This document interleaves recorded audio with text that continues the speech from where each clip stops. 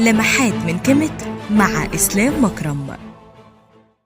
فور تولي ميرن بتاح الحكم تعرض لاختبار كبير، اختبار صعب، لأن كان عليه إن هو يواجه أطماع أجنبية هددت مصر من اتجاهين.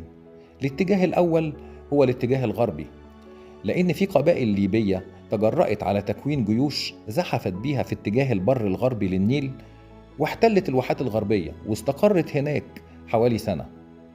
تهديد آخر كان جاي من الشمال، شعوب البحر اللي هم الأوروبيين، بس النصوص المصرية القديمة كانت بتسميهم شعوب البحر.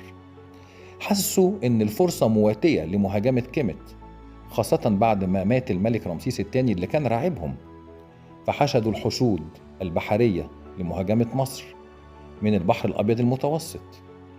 والظاهر إن هم استطاعوا يتواصلوا مع الليبيين وتآمروا مع بعض وكونوا حلف ضد مصر، واتفقوا إن يكون فيه هجوم مزدوج على مصر بحيث تتشتت قوات مصر العسكرية ما بين الغرب والشمال، ما بين البر والبحر. لكن فاتهم حاجة مهمة قوي، إن ميرن بتاح ملك مصر ما كانش ملك عادي، ده ملك بينحدر من سلالة ملكية عسكرية فريدة.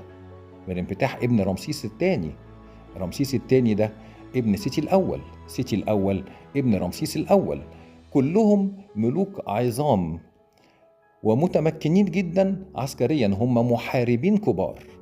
يعني الهجوم على مصر في وجود ملك زي ده بينحدر من هذه السلالة مش حاجة سهلة أبدا.